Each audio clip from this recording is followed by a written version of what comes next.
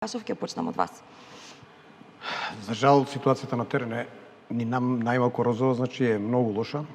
Тоа се рефлектира преку намалено производство, преку зголемени цени, а веќе у наредниот период со самата криза, со самото зголемување на тие инпути за производство, очекуваме уште поголемо влошување на состојбите.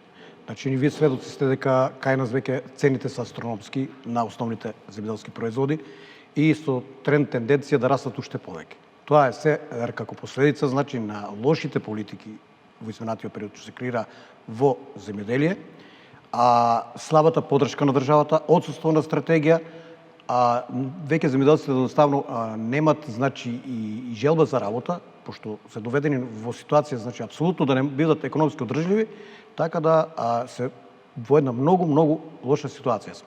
И самите бројки што се со увоз на храна за 2025 кажуваат дека сме ние стварно во една непријатна ситуација како држава и како нација. 1.100 милиона евра е страшно, значи голема сума за да се увезат основни животни продукти.